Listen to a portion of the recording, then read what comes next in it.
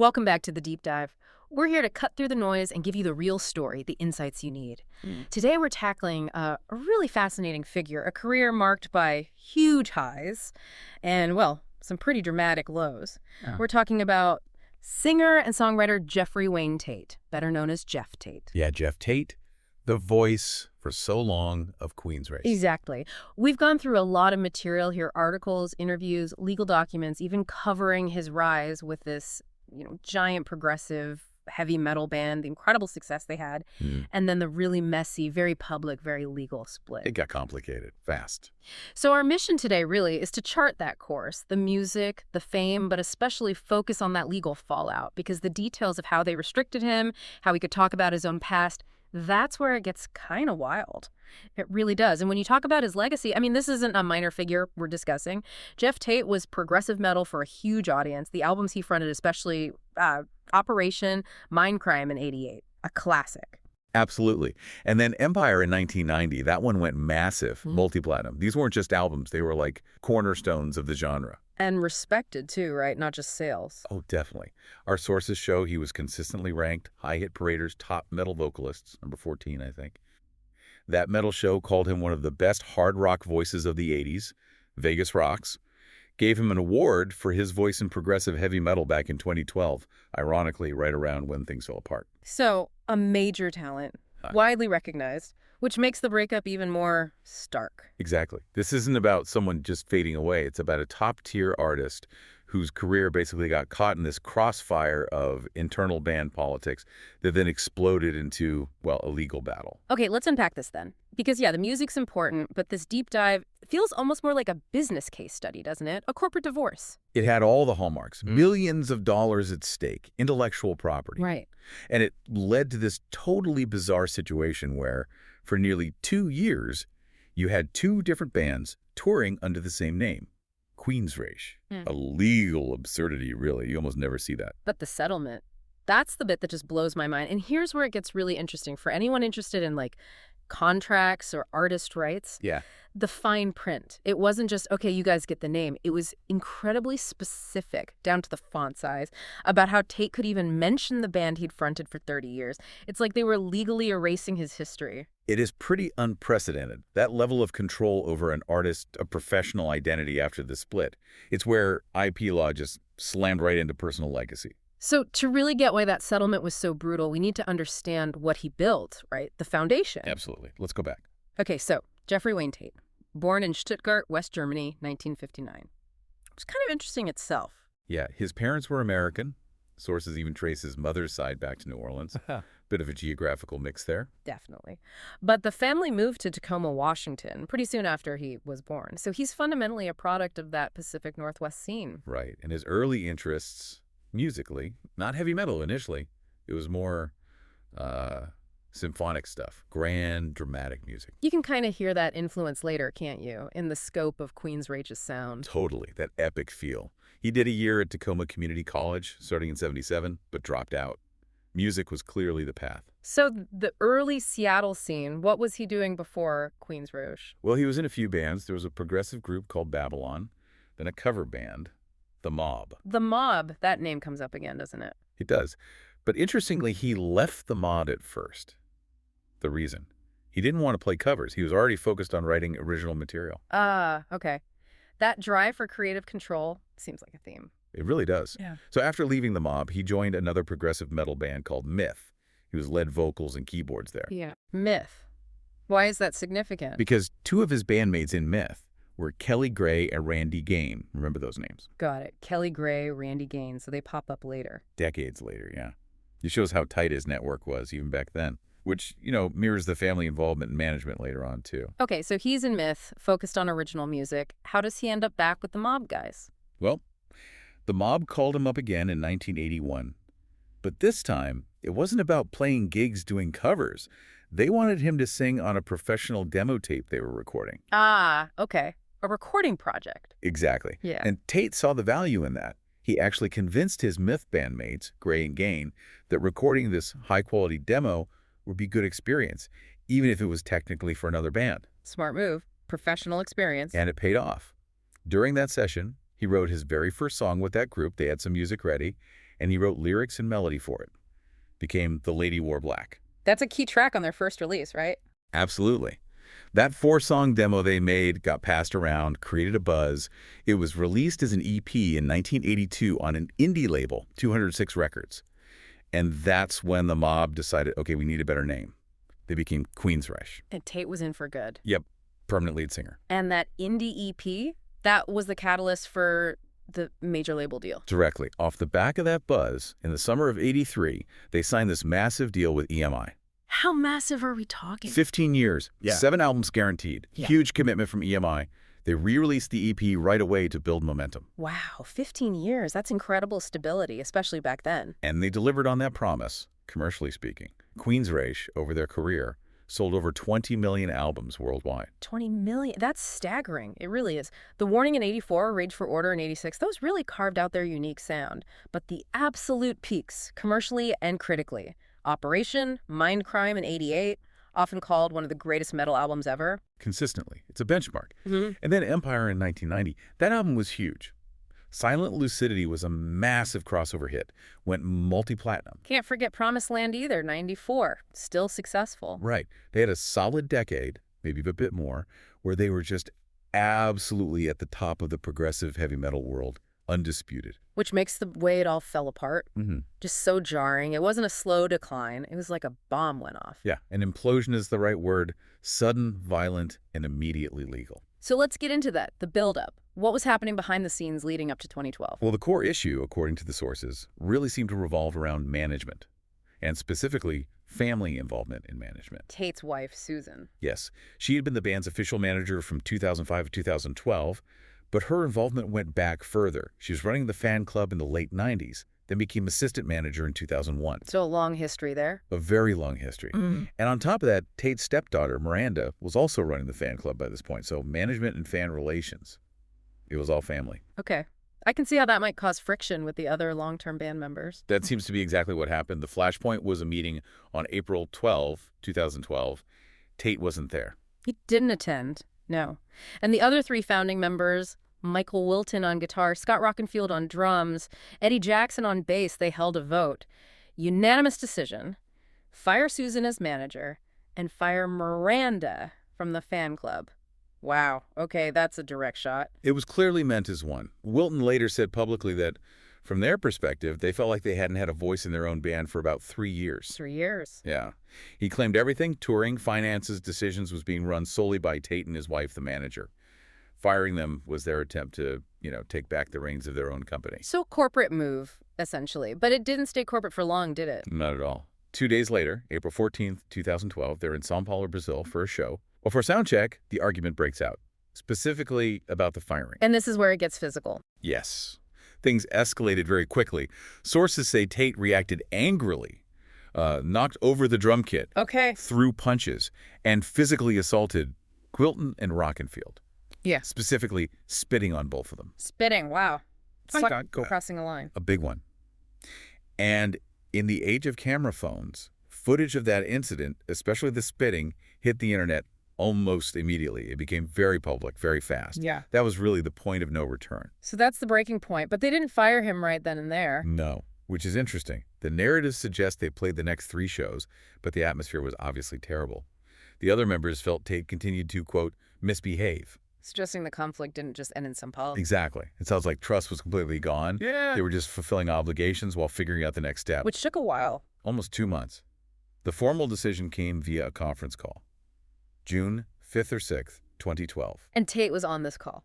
He was initially, but he withdrew from the call. The other 3, Wilton, Rockenfield, Jackson, then voted to formally kick him out of the band. Expelled him. Yep. And crucially, they voted to continue using the Queensrÿche name, but with a new singer. They brought in Todd Latour. So a very deliberate, planned corporate action after that initial explosion. Precisely. But of course, Tate wasn't going to accept that quietly. No kidding. Lawsuit time. Immediately. June 12th, 2012. Tate and his wife Susan filed suit. The claim was wrongful termination. Meaning they argued the firing violated their agreements. Presumably the partnership or corporate agreements, yes. They sought damages. And they also asked the court for a preliminary injunction. Okay, explain that for us. What's a preliminary injunction in this context? It's basically a temporary court order. They were asking the judge to stop everyone, both Tate and the other guys, from using the Queensrÿche name and logo while the lawsuit played out, to kind of freeze everything until a final decision on ownership could be made. That sounds logical. Prevent confusion. It does. But the judge in Washington state didn't grant it. On July 13, 2012, the court denied the injunction. Denied it. So what did that mean? It meant chaos. The ruling essentially said, okay, both of you can call yourselves Queensrÿche until we figure this out. Seriously? Two bands with the same name? Yes. From June 2012 until the final settlement in April 2014, you had two different Queensrÿches touring, recording, marketing themselves. It was a complete mess for fans, promoters, everyone. Highly unusual outcome for this kind of dispute. That sounds like a nightmare. How did it finally get resolved? With a settlement announced April 28, 2014, almost 2 years later. And the verdict? Who got the name? The original members, Rockenfield, Wilton, and Jackson. They got the exclusive, permanent rights to the Queensrÿche trademark, the name, the brand, everything associated with it. So Tate lost the name entirely. He did. But he did get something specific in return. He secured the rights to perform 2 key albums in their entirety. Operation, Mindcrime, and its sequel, Operation, Mindcrime 2. Ah, okay. So he could play his signature work. Yes, but even that came with a catch. The settlement stipulated he could only perform them in unique performances. What does that mean, like special event shows? It seems like it. Not just rolling them out on any standard tour. It implies a higher bar for billing or presentation. Still, a significant asset for him to retain. Okay, now let's dig into the really specific parts of that settlement. The restrictions, because this is where it gets, as you said, unprecedented. It really is quite something. Let's break it down. First, the basics. Tate formally sold his share of the Queensrÿche name and all associated intellectual property, standard enough in a buyout. Right. Second, he explicitly lost the right to use the band's logo, the tri-rice symbol. The iconic 3-pronged thing. That's the one, a huge part of their visual identity. He also lost rights to other album imagery, except for the stuff directly related to the 2 Mindcrime albums he retained performance rights for. Okay, so losing the name and logo, that makes sense if you sell your share. But the marketing stuff, that's different. That's where it gets really specific. There was a 2-year transition period ending exactly on August 31st, 2014. During that time, he could refer to his past, but only using very specific phrases. Like what? Phrases like, the original lead singer of Queensrÿche, or formerly of Queensrÿche. Okay, that seems sort of standard too. But here's the kicker. The settlement mandated that this text, formerly of Queensrÿche, or whatever, had to be printed at least 50% smaller than Tate's own name on all promotional materials. 50% smaller. Seriously, they put that in the legal document. Explicitly. It's an incredibly precise, almost aggressive restriction. It's designed to ensure that even when he was allowed to reference the band, the focus was overwhelmingly on Geoff Tate, the solo artist, not Geoff Tate of Queensrÿche, minimizing the connection legally. That is just, wow. Micromanagement via legal settlement. And it didn't stop there. That was just for the 2-year window. The real long-term impact came after August 31st, 2014. What happened then? After that date, the settlement dictated that he could only bill himself as Geoff Tate, period. No mention of Queensrÿche whatsoever allowed in connection with his name in promotion or advertising.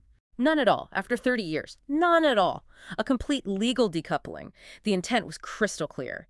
Sever his public identity from the brand name entirely. He was legally forced into a total rebranding effective September 2014. That's intense. Knowing that deadline is coming, August 31st, your legal identity changes. Talk about pressure. Absolutely. And you see that pressure reflected in how quickly he moved, even before the settlement was final. Right. During that weird 2-year period with 2 Queensrÿches, what did Tate's version do? Well, he announced his own lineup almost immediately after being fired, around September 1st, 2012, and initially they toured under that legally allowed, slightly awkward name, Queensrÿche, starring Geoff Tate, the original voice, using that transitional allowance. Exactly. And his lineup was interesting. It told in those guys we mentioned earlier from his pre-Queensrÿche days. Kelly Gray and Randy Gain from Myth. The very same, showing he leaned on those long-term connections. Plus, he brought in established veterans like Bruni Sarzo on bass and Simon Wright on drums, building a solid, experienced band quickly. And they put out an album under the Queensrÿche name during this period. They did. Frequency Unknown, released in April 2013. But that album had its own set of issues. Yeah, what kind of issues? Beyond just the confusion of who was who. Production chaos, basically. Yeah. The whole thing, writing, recording, mixing, was apparently rushed through in about 6 weeks. Jason Slater produced it. 6 weeks? That's incredibly fast for a full album. Insanely fast. And reports suggest the initial mixes weren't great. They had sonic problems that needed fixing, urgently. So what did they do? They hired another producer, Billy Sherwood, specifically to remix the entire album and fix the sound. But then Sherwood backed out just days later. Why? Scheduling conflicts were the official reason, but likely the insane deadline was just impossible. The album had a hard release date. Manufacturing needed to start. So they were stuck. Pretty much. Yeah. The solution. They apparently farmed out the remixing job to at least 4 different people just to get done on time. 4 different remixers on one album. Wow. That sounds disjointed. Yeah, that whole rushed, fragmented process definitely contributed to the, let's say, mixed reception frequency unknown got from fans. Yeah. Who were already trying to navigate the whole 2-band situation. Right. But despite the album drama, his version of the band was out there working. Oh, yeah. They launched the Operation Mindcrime Anniversary Tour in April 2013, celebrating the 25th anniversary of that album. They toured quite a bit, especially in the American Southwest. This was the band that legally had to stop using the Queensrÿche name on August 31st, 2014. Okay, so that date hits. August 31st, 2014. He can no longer say formally of Queensrÿche. What does he do? He pivots immediately. And smartly, he renames his entire project after the one major asset he was allowed to keep control of. Mindcrime. Exactly. His band became Operation Mindcrime. Leveraging that iconic title, yep. And it wasn't just a name change. He immediately launched a very ambitious project under that banner. A concept trilogy of albums. A trilogy. Right away. Yeah. The Key came out in 2015, Resurrection in 2016, and The New Reality in 2017. A 3-part story. Okay, now this is fascinating. Well, what was the concept? Given the name Operation Mindcrime, you'd expect maybe political intrigue, dystopia, right. But no. The theme of this trilogy was, well, very different. It focused on virtual currencies, internet banking, and stock trading. Wait, really? Finance? Yeah, modern digital finance, Yeah. which is, I mean, you can't help but notice the timing, right? No kidding. He's just gone through this brutal corporate battle over assets, branding, money. And his first major artistic statement afterwards is a trilogy about money.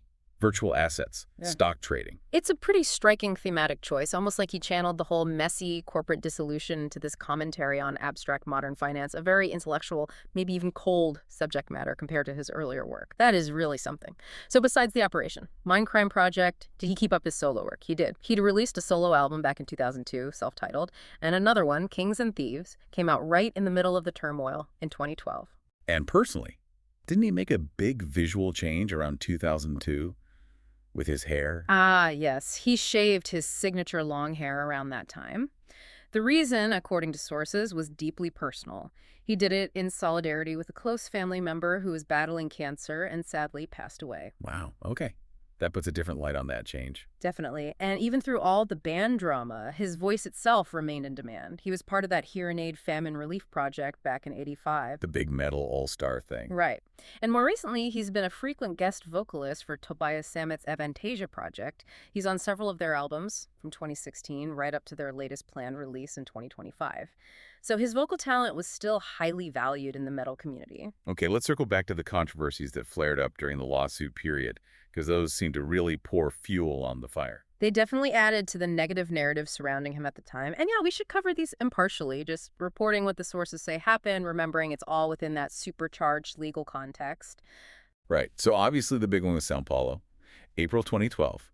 The physical fight, the splitting, that footage went everywhere. That was incredibly damaging, no question. Made the internal problems spectacularly public and ugly.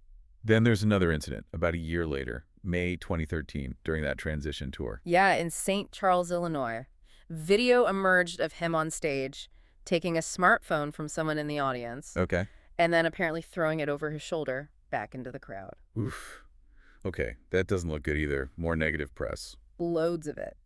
Now, Tate's response to these incidents is interesting. He basically argued that things he considered very normal stage behavior were being deliberately twisted. How so? He claimed his actions were being scrutinized and manipulated, implying by the opposing side in the lawsuit, perhaps specifically to paint him in a bad light. What about the phone specifically? Did he address that? He did. He insisted the video was misleading. His claim was that he was trying to take a selfie with the fan, holding the phone, and accidentally dropped it.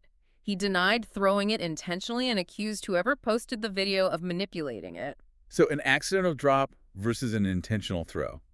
Big difference. Huge difference. And he made a point about the lawsuit context, saying something like, when you're being sued, you have to be so careful what you say, and you just have to trust the truth will come out eventually, presented in the way that it happened. You can really feel the pressure there, can't you? Performing live while knowing every single move could end up as Exhibit A in a legal battle. It must have been incredibly stressful, constantly under a microscope during a very public fight over your career and legacy. So moving away from the direct conflict for a moment, let's revisit the family angle, because it seems so central to how the business was run and ultimately maybe why it broke down. It really does seem crucial. As we said, his wife Susan was the manager, having worked her way up. His stepdaughter Miranda ran the fan club. The business was family. And there was that other connection too, right, with the guitarist Parker Lundgren. Ah, yes. That's quite a tangled thread.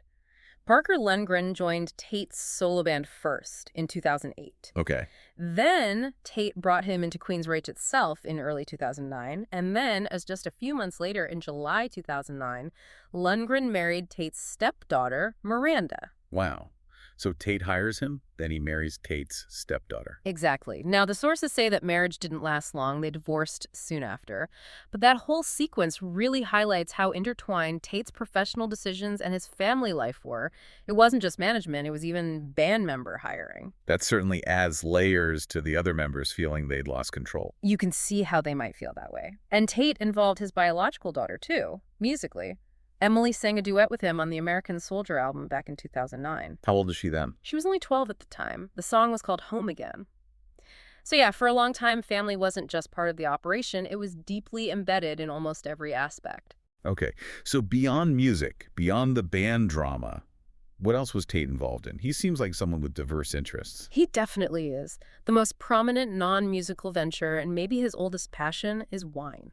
Wine, like drinking it or making it? Making it. Apparently, he started super young, like age 14. 14. He earned a Boy Scout merit badge for making dandelion wine. No way. Dandelion wine. For a Boy Scout badge. That's what the sources say. Apparently that first batch wasn't, award-winning, but it sparked something. A future winemaker is born via the Boy Scouts. Okay. And it wasn't just a passing phase. Yeah. As Queensrÿche toured the world, starting way back in '83, he apparently made a point of visiting wine regions whenever possible. France, Italy, Germany, learning about grapes, production, everything. So a serious student of it. Very serious. And eventually, this led to him and his wife, Susan, launching their own wine brand in 2010. They have their own wine. What's it called? It's called Insania. Insania wine. Okay, that fits the brand. Doesn't it? So a genuine passion turned into a business? Interesting. Any other ventures?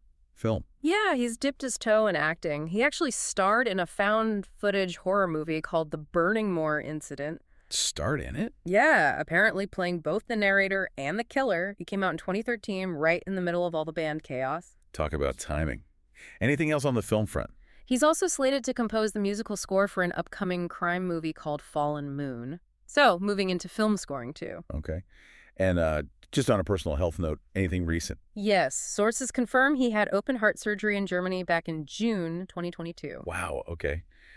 Glad he seems to have recovered from that. Finally, there's this one little detail about his politics that caught my eye. It seems contradictory. Ah, yes.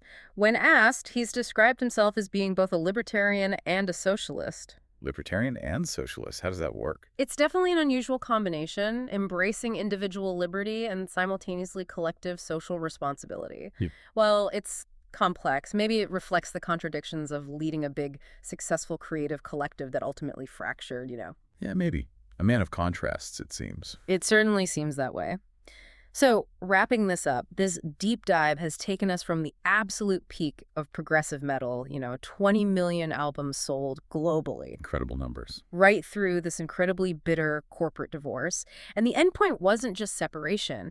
It was this really detailed legal document dictating, down to the font size, how an artist can talk about his own history. It's the level of control you just don't expect to see. Rarely, if ever. So what's the takeaway here for you, the listener? I think the sources clearly show how in music, especially at that level, art and commerce are deeply intertwined. Intellectual property, band names, legacy, they become corporate assets. And how those assets are managed, especially when you mix business and family so intensely. Exactly. It can create conflicts that just explode. And crucially, we saw how very specific legal language, that 50% smaller font rule, the total ban on using the name, can literally reshape an artist's entire public identity moving forward. He was legally required to reinvent himself. And that reinvention leads us to our final thought for you today. Remember how Tate, right after losing the Queensrÿche name but keeping the rights to Operation Mindcrime, immediately launched that concept trilogy under the Operation Mindcrime band name. But the theme wasn't spies or revolution. It was virtual currency, internet banking, stock trading. Right. The cold world of modern finance. So think about that choice. He takes his most famous artistic title, a symbol of rock opera and rebellion, and applies it to digital money. What does that tell you about the clash between art and commerce, maybe art versus commerce, especially when an artist is literally fighting a legal battle over his own name and financial future? It's a heavy symbolic load for a concept album trilogy. It really is. Yeah. So here's the question for you. If you were in his shoes, forced to rebrand using the title of your greatest hit, but needing to tackle something new, what modern, maybe corporate or technological concept would you choose to explore? Interesting question. Something to chew on. That's it for this deep dive. We'll catch you on the next one.